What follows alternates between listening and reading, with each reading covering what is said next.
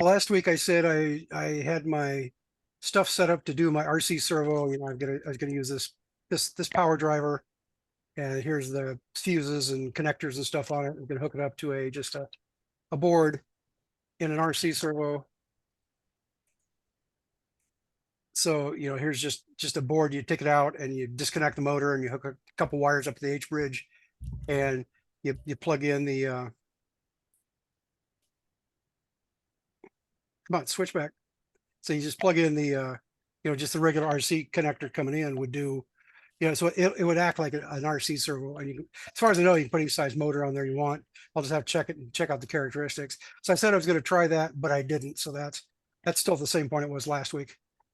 And if anybody wants to know more about it, you can go back to last week's video and look at that. So I think that's all I got to say at the moment. So on Terry. You got done about as much as I did. I didn't have an opportunity with the new job to really spend much time on that, on the robot. So Al, you're up. Well, that was fast. Well, on the robot, I didn't get much done either, but I came across a couple of things that I had in my archives that I thought might be worth show and tell. So here goes. This is a, let's see, you can't see it. It's upside down, I think. 775 DC. Best can't figure that out on the. Let's see. If I share, it's this motor. So it's a pretty hefty motor, and I had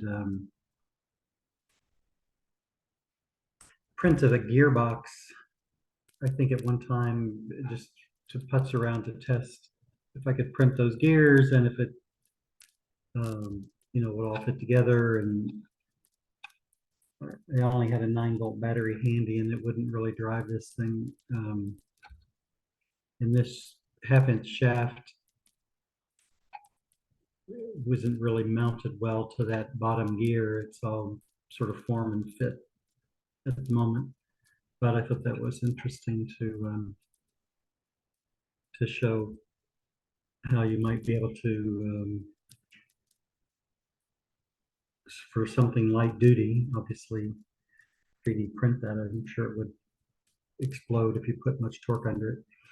And you can get these 775 motors with that gear mounted, a metal gear mounted, and that's really where a ton of the torque is that first and second gear. Well, I guess there's torque everywhere, but a lot of the abrasion is there. The other 3D printing thing, Jeff's been talking a bit about these DH03X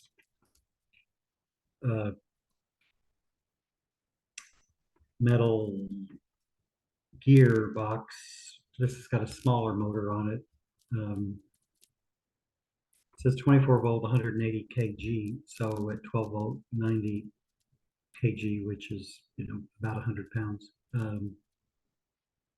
So I just printed that because some of the brackets that you mount or buy, come down this way, and the mounting piece is here. I just wanted to get dimensions for if the mounting piece was, that orientation. And so 3D printing is nice, and it lets you figure out, or forces you to figure out exact dimensions of things. So if I took that to the fabricator, hopefully it would make it go faster. I mean, the only thing that I think you could 3D print and get away with sort of structurally is, a cover. And there's 4 holes to mount that cover, and then there's mounting holes on the inside of that. So I thought that just might be interesting to show what you might be able to do. It's not really structural pieces, but Al, for those countersunk holes, did you print those or did you drill them out? If you're careful, you can figure out how to print those. It typically just requires you to print it this way first, So it's going from that way up. And so it will allow you, you can always use something called fill on 3D printing, and then you just have some cleanup to do after it prints. But yeah, I 3D printed those countersinks. Okay. That was all something we always had a challenge with. You can do interesting stuff like that. You might not be able to see it, but see, there's just a tiny little bit of a fillet Yep. on joint to add a little bit of strength. Again, not that you would ever use this in any high stress situation, but if it was not too much.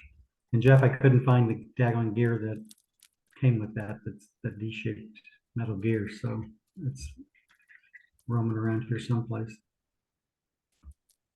So I have one of those when my servo 200s give out. Anyway, that's all I had to show. So that new servo you have, that's the one I've got for the steering on my mini tractor right now. And those latest ones I bought are what the ASMC 04s. This one? Well, I've got that one there is the one that's on my mini tractor, the DH03 or whatever that's called. And then the new ones I bought is that ASMC 04 servos. Now, I was still pretty happy with that one you got in your hand there. It's these other ones that are some random Chinese knockoff don't seem to work quite as well. So that day I had servos set up and I was running them back and forth on the video. I didn't put that one on because I would have had to take it off the lot in my mini tractor to do that. So I didn't compare that to the other ones. But it seems. Go ahead. I'm sorry. But it seems like it's working, you know, quite adequately on the thing. As you turn the joystick back and forth, you can hear the motor whining and clunking, and say it's tracking pretty close on that. So that's a good thing.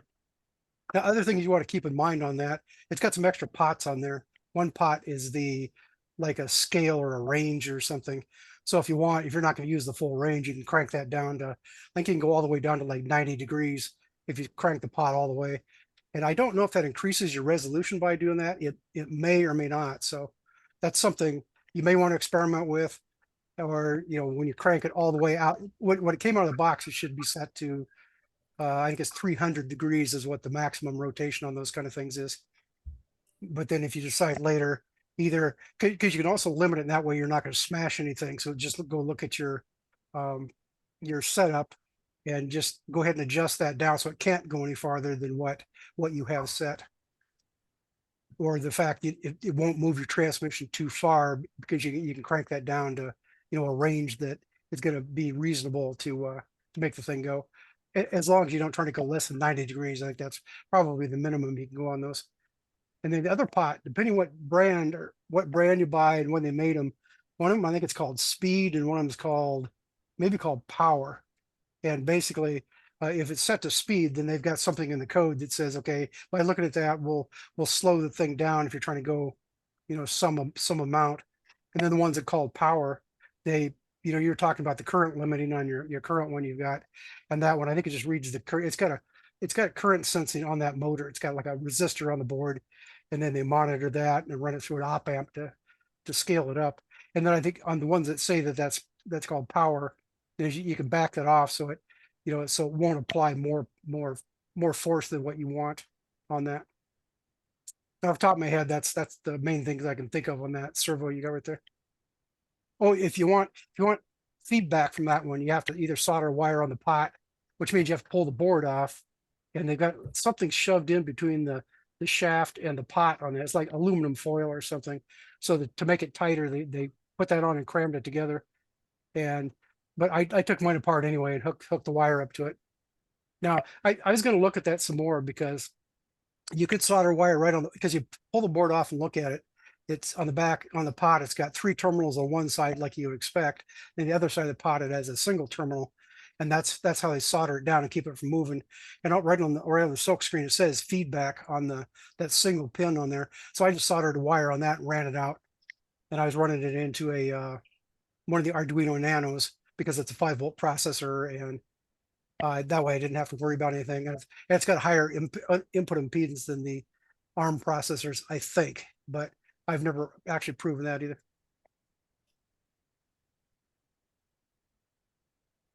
And actually on the feedback on that would be handy, because then it'll tell you, you tell it to go to a certain position, you can say, did it really do that? Or if you're trying to get too much, you would go ahead and say something so the screen switches to you. Well, I was just gonna say, it's got a ton of jumper positions there. I don't remember what all those are for. But yeah, this has got two pots on it, but they're labeled RP1 and RP2. That's not very descriptive.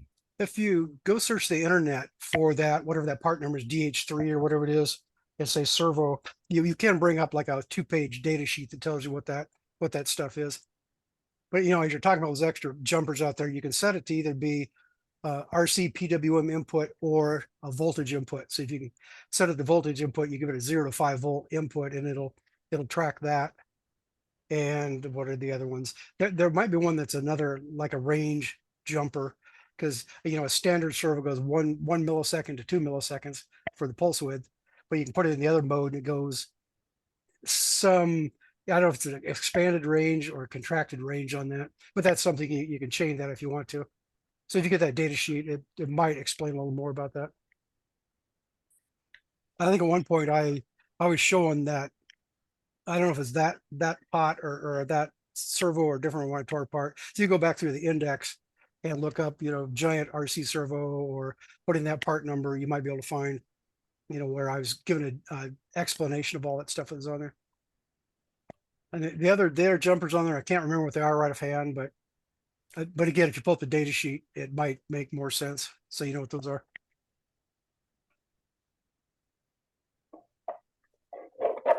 So fun with servos.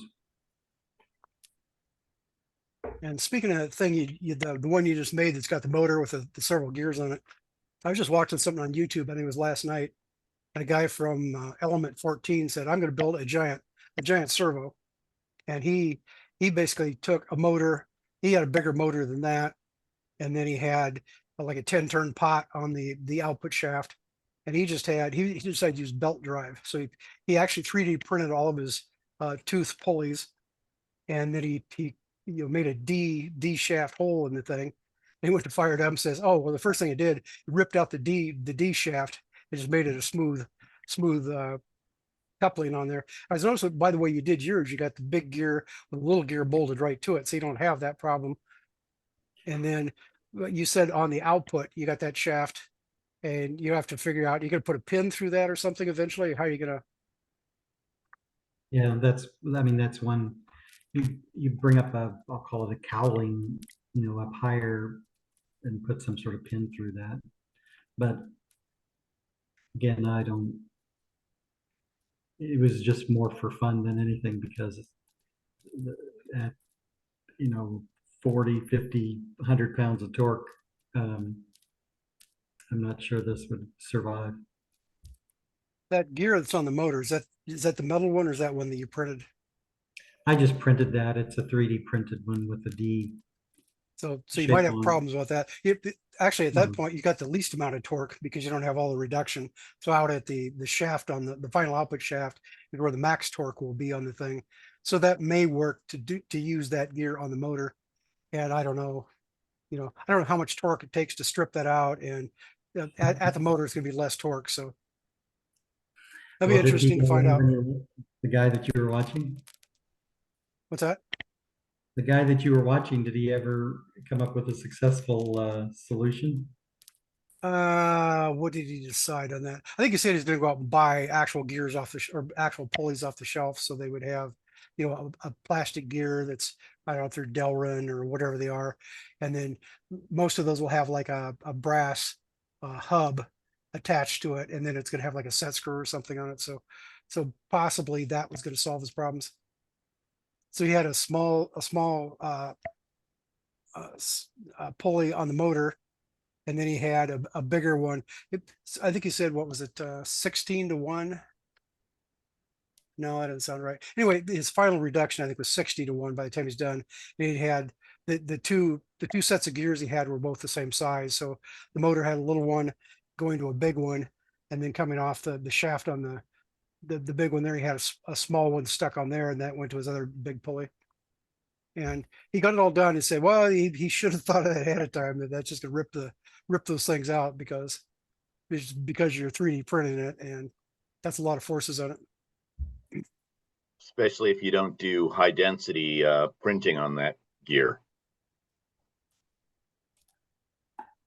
Oh, and then I was going to mention that Terry educated me that it's a mill machine. If you want to have your gears made, that you need somebody with a mill machine.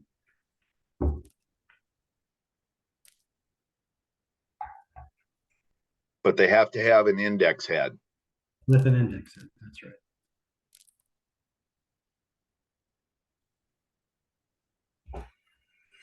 That's all I got. The quick one this week.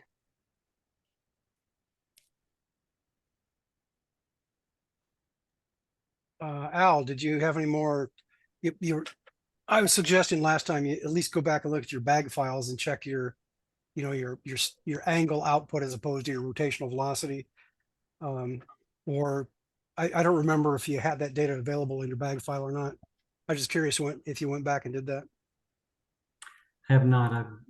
I'm in Texas at the moment and was traveling and doing stuff down here, so I haven't spent one moment on that stuff yet. I hear you've been having nice weather down there.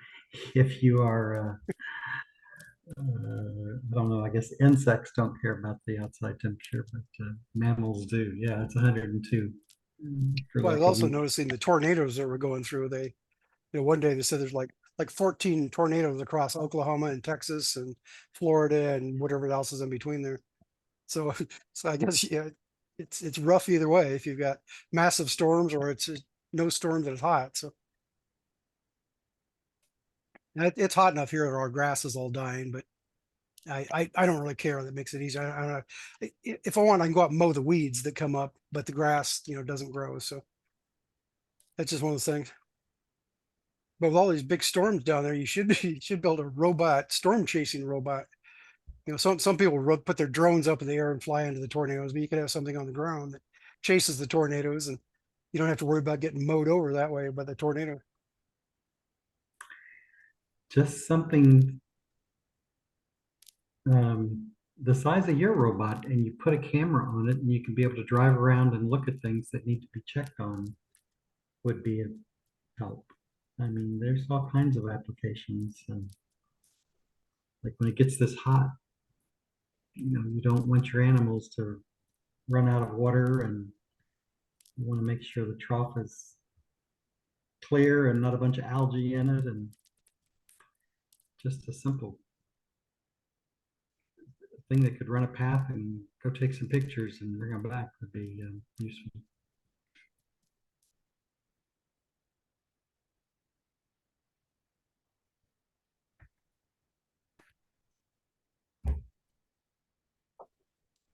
Guess that's all for me.